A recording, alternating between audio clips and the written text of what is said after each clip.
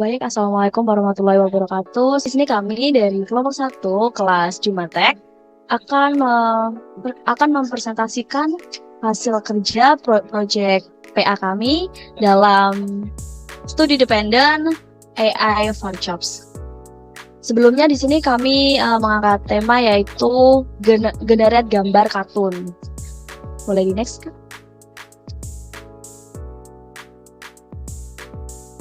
Di sini kami terdiri dari 6 orang dalam satu kelompok. Ada Saudari Nabila Putri Nurhaliza, lalu ada Saudara Muhammad Iqbal, kemudian ada Saudari Eneng Nenden Rahayu, kemudian Saudari Endah Dwi Rosanti, lalu selanjutnya Saudari Dona Nur Pratiwi, Rafiq Ahmad, dan yang terakhir saya sendiri, Angelika Maya Nurmalasar.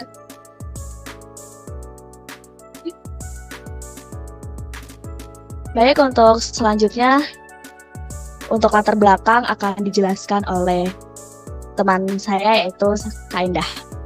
Silakan untuk Kak Indah untuk Baik, terima kasih moderator yang telah memberikan kesempatan kepada saya untuk menjelaskan mengenai introduction mengenai judul project, yaitu perancangan gambar karakter kartun dengan menggunakan algoritma GANs. Kemampuan untuk menghasilkan gambar-gambar yang realistis secara otomatis menjadi subjek penelitian yang menarik. Proyek ini bertujuan untuk menggunakan teknik GANs untuk menggenerasi sebuah gambar menjadi gambar baru yang unik. Dengan memanfaatkan GANs dalam pembuatan gambar-gambar baru, kami akan mencoba menghasilkan gambar-gambar yang unik yang berasal dari kumpulan data. Dalam beberapa penelitian, GANs telah digunakan untuk menciptakan karakter anime secara otomatis. Dan juga dapat membantu menciptakan karakter wajah dan gerak tubuh yang mencerminkan sifat dan kepribadian tokoh. Misalnya, ekspresi karakter yang berkepribadian baik biasanya ditunjukkan melalui wajah tersenyum, lucu dan ceria, dan bahasa tubuh. Karakter akan lebih anggun. Kemudian, perancangan gambar karakter kartun dengan menggunakan algoritma GANs ini dapat membantu menciptakan karakter yang lebih realistis dan detail, serta meningkatkan minat anak-anak terhadap cerita rakyat Indonesia. Mungkin cukup sekian dari saya kembalikan lagi kepada moderator. Baik, terima kasih untuk Kak Indah atas penjelasan latar belakangnya. Selanjutnya mengenai AI Project Cycle akan dijelaskan oleh Kak Dona. Silakan untuk Kak Dona.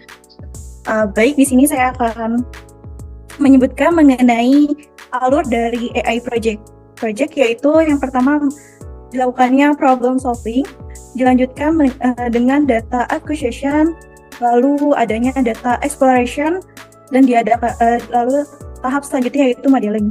Setelah melakukan tahap modeling, dilanjutkan mengenai tahap evaluation, yang dimana apakah project tersebut sudah lancar atau terdapat kesalahan, maka ketika sudah melakukan evaluation akan diadakan deployment.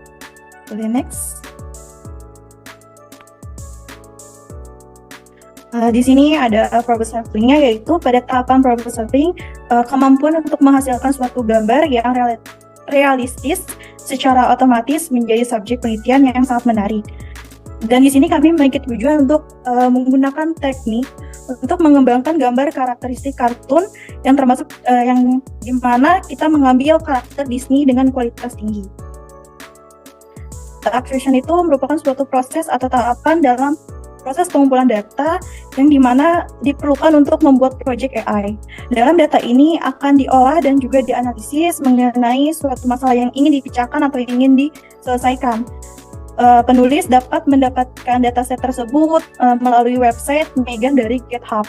Adapun proses data acquisition ini, data yang baik dan efektif akan sangat mempengaruhi kualitas dari model GAN tersebut. Selanjutnya saya serahkan ke moderator. Baik, terima kasih Pak Kak Dona atas penjelasannya mengenai AI Cycle sampai pada data acquisition. Lalu selanjutnya exploration data akan dijelaskan oleh Kak Nindi. Terima kasih kepada moderator. Sebelumnya, di sini saya akan memaparkan materi mengenai AI Project Cycle yang ketiga dan keempat. Nah, yang ketiga ini ada exploration. Pada tahap exploration ini merupakan salah satu proses eksplorasi yang dimana datanya itu untuk mengidentifikasi pola, anomali, hipotesis, hubungan, dan informasi yang tersembunyi di dalam data. Proses ini juga melibatkan penggunaan teknik visualisasi data untuk memudahkan pemahaman interpretasi data. Dalam analisis data, data exploration ini sangat penting karena memberikan gambaran awal yang kita ingin gunakan nantinya dan membantu dalam menentukan pendekatan analisis data yang tepat. Nah, yang keempat ini ada, boleh di next. Modeling. Modeling ini merupakan salah satu metode dalam pemodelan secara visual yang digunakan sebagai sarana perancangan sistem berorientasi objek untuk mempermudah piranti lunak dan memenuhi semua kebutuhan pengguna dengan efektif secara lengkap dan tepat. Nah, pada tahap ini, untuk proses modelingnya itu menggunakan algoritma Generative Adversarial Network atau GANS yang sangat dikenal dalam melakukan pencarian kombinasi dari sebuah item set yang memiliki jumlah kemunculan tertentu sesuai dengan kriteria yang telah ditentukan. Sekian pemaparan dari saya. Selanjutnya saya serahkan kepada moderator. Baik, terima kasih Kak Naden atas penjelasannya. Selanjutnya mengenai evaluation akan dijelaskan oleh Kak Iqbal. Oke, terima kasih moderator. Saya akan menjelaskan tentang tahap evaluasi atau evaluation. Tahap evaluasi dalam model GAN yang digunakan melibatkan beberapa langkah penting untuk memonitor performa model. Nilai loss dari generator dan diskriminator dicatat menggunakan TensorBoard. Untuk memantau perubahan selama pelatihan, checkpoint model disimpan secara periodik untuk mengamankan kemajuan pelatihan. Bisa dilihat dari grafik yang ditampilkan. Warna biru adalah diskriminator loss dan warna kuning adalah generator loss.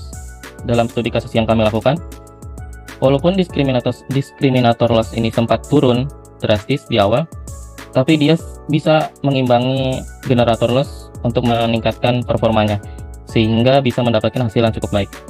Tadi next. Selanjutnya tahap deployment. Untuk deployment modelnya kita menggunakan platform Streamlit karena kemudahannya dalam membuat antarmuka web interaktif. Streamlit sendiri memungkinkan pemuatan dan eksekusi model secara real time dari browser serta integrasi mudah dengan TensorFlow.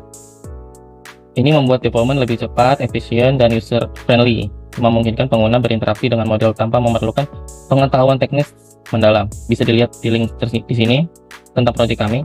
Itu aja dari saya, bisa saya kembalikan ke moderator. Akan dilakukan demo aplikasi. Saya persilahkan. Baik, terima kasih kepada moderator yang benar-benar Haliza akan langsung mendemokan dari skill kita. Di sini webcamnya itu kepake. Maksud dari GAN di sini yaitu GAN menunjukkan bahwa algoritma yang digunakan yaitu algoritma GAN, sedangkan Streamlit.app yaitu bawaan domain dari situs Streamlit.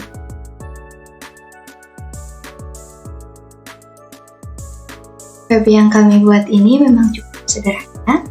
Tampilannya itu dapat beranda dan juga tentang di menu beranda terlebih dahulu.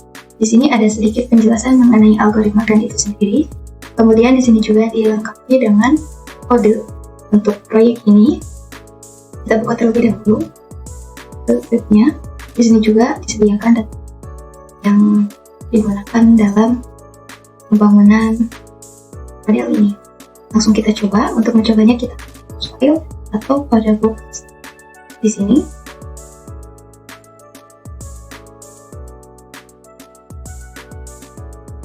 Ini loading terlebih dahulu. Kemudian tampil gambarnya. Untuk menggenerate kita langsung klik saja icon generate ini. Selanjutnya gambar akan tampil di sini. Nah, ini dia hasil dari gambarnya. Setelah kita menggenerate gambar, kita bisa mendownload gambar.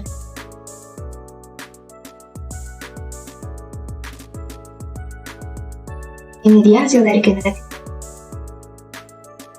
Kemudian pada menu depan, di sini ada profil kelompok kami. Di sini sedikit tutorial untuk menggunakan web ini. Sekian demo yang dapat saya sampaikan. Selanjutnya saya kembalikan. Dan setelah kita melihat demo aplikasi di sini, saya akan menyampaikan kesimpulannya. Proyek Generative Adversarial Network atau yang sering kita sebut GAN untuk menghasilkan gambar kartun telah diselesaikan dengan mengikuti seluruh tahapan yang direncanakan. Meskipun proses pelatihan dan implementasi dilakukan dengan benar, hasil gambar masih berupa pixel dan kurang jelas. Tantangan utama meliputi lamanya proses training dan beberapa kali gagal karena GPU yang kurang mendukung. Untuk perbaikan di masa depan, disarankan penyesuaian arsitektur, model, dan perangkat yang mendukung pengolahan gambar dalam skala yang besar. Demikian penjelasan dari kelompok kami beserta demo aplikasi untuk proyek akhir Studi Dependent AI for Jobs. Sekian dari kelompok 1. Saya mewakili teman-teman yang lain sebagai moderator mengucapkan terima kasih.